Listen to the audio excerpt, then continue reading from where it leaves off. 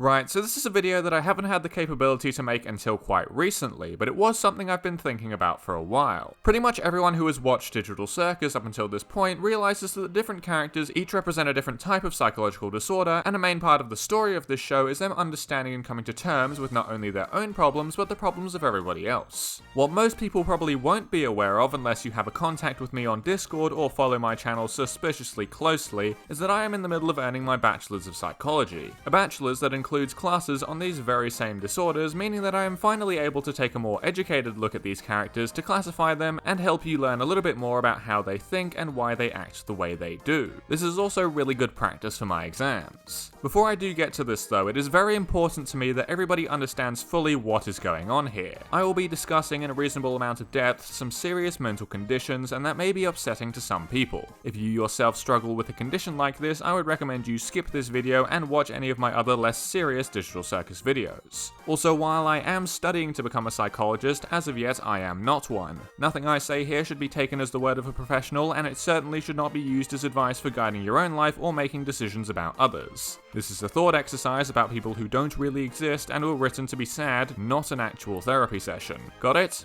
Alright.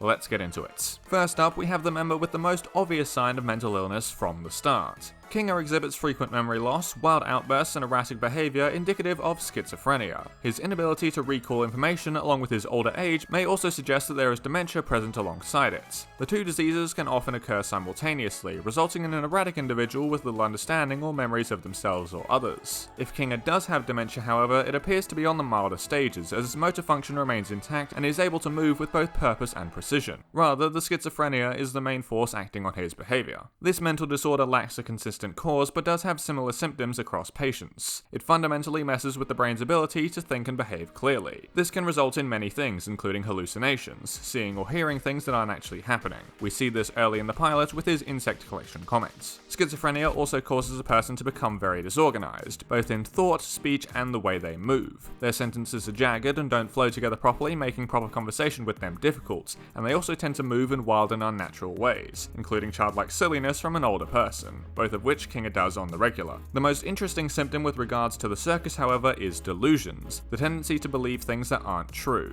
In real life, this means a person can feel as though they're being watched or harassed without any evidence, and generally results in them being more antisocial. In the circus, however, we see a different way of it presenting. Kinga has always followed the structure of Kane's adventures completely and without any sort of questioning. This could be because he has simply realized that questioning the adventures is useless, or it may be a symptom of his condition telling him that these scenarios he's being put in are real and have consequence. But let's be real. You don't want to hear about why Kinga acts like he normally does, you want to hear about his lucid moments. The moments in the dark where his erratic behavior and memory loss go away and he's able to speak properly to the group.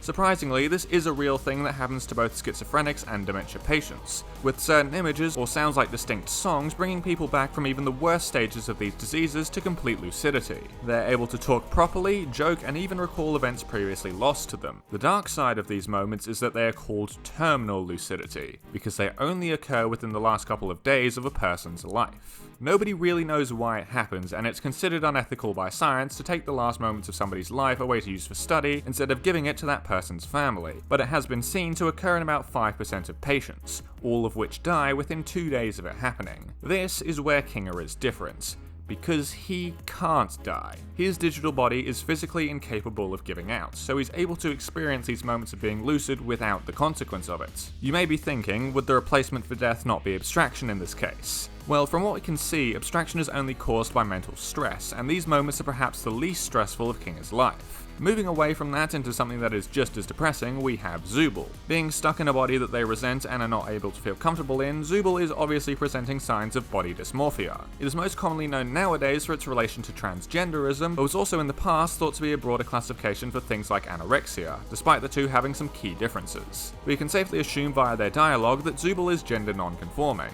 most likely identifying as non-binary. They have a large number of different interchangeable parts for their circus avatar, but none of them feel like they are truly right, and there is nothing Kane or anyone else can do in order to change that. This helplessness leads to Zuble's second mental condition, clinical depressive disorder. She lacks much of any positive emotions, frequently turning down opportunities to do activities or get involved with others, and has a consistent irritable mood, all signs of the disorder. This may also be part of the reason why they want the ability to have sex. It releases a large amount of positive mood chemicals which a depressed brain desperately craves for.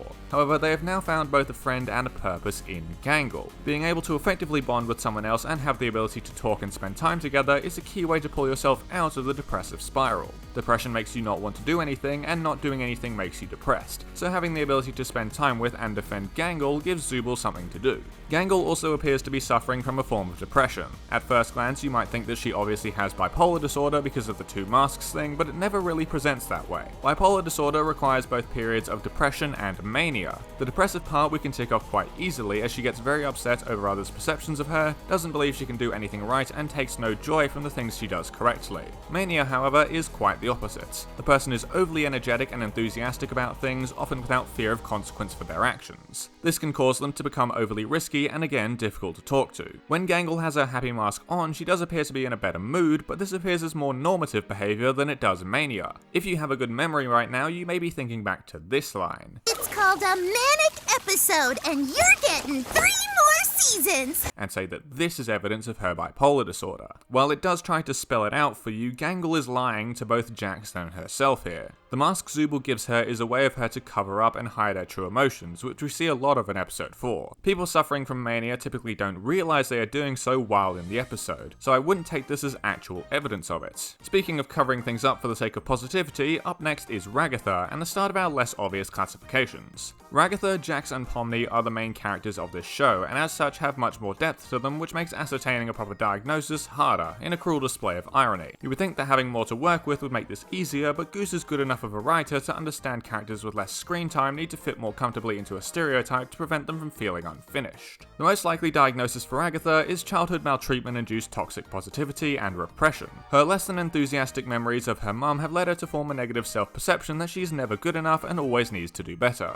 She obsesses over every mistake she makes and refuses to see the positive side in her own situation. Her maladaptive coping mechanism for this is to become a people pleaser, doing whatever other people want and trying to make sure others are happy over herself. On the surface, this doesn't sound like a bad thing. The ability to put others before yourself is a virtue. However, Ragatha is doing it for the wrong reasons. She is not being nice to others because she wants them to succeed, she is doing it because she wants them to like her and make her feel validated because her mother never did so. This drive leads her to becoming positive even when it is unnecessary or inappropriate, and lets the others in on the fact that she isn't being entirely genuine. I've seen some people suggest that she might have histrionic personality disorder, a less common type of mental disorder that is characterized by shallow emotions and the need to be the center of attention. She does fit with this emotional profile but lacks that second desire. HPD sufferers also tend to be overly sexual, which we don't see any of from Ragatha. Before we get to the big show, I do want to mention Pomni for a second.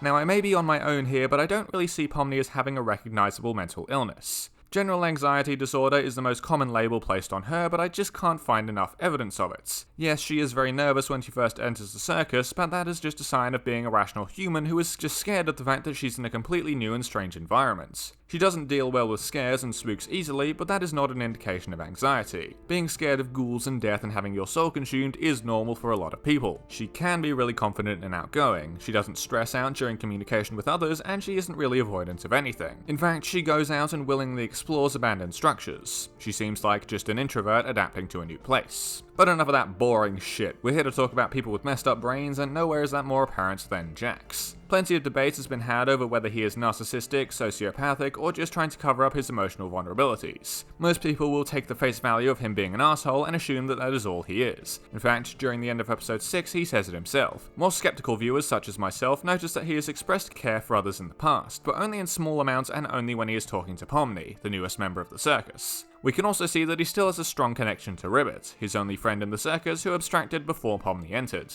This leads me to the conclusion that Jax is suffering from trauma-associated narcissism. This condition, most commonly stemming from interpersonal trauma, mimics traditional narcissism as a way to hide the true self. This can be done out of shame, fear, or simply due to a malformed need for survival. My guess here is that Jax was always an abrasive type of person, but was still capable of showing a broad range of emotion and care for others while Ribbit was around. After their abstraction, Jax blamed themselves, believing that the worst part of them was the cause and taking on the idea that this side defines them. He has then gone to further his antisocial and narcissistic tendencies in order to prevent proper attachment to anyone else, thus shielding himself from the possibility of going through the same events he felt when Ribbit abstracted. In short, he was not able to cope with his grief and still carries it with him, which is what caused all of this. And that is all the humans in the Digital Circus accounted for. I'm not going to give Kane, Bubble, or any of the other AI a section in this video because that feels disingenuous to the very real conditions that real people suffer from that I've been talking about. And that is a very important point for me to finish on. The characters in the Digital Circus are not real. That is why I'm diagnosing them without therapy first. Do not attempt to do what I have done with real people. That is incredibly unethical and potentially dangerous. Get help properly, not off dumb internet videos. But that's all I've got for today. Thank you all for watching, and have a good one.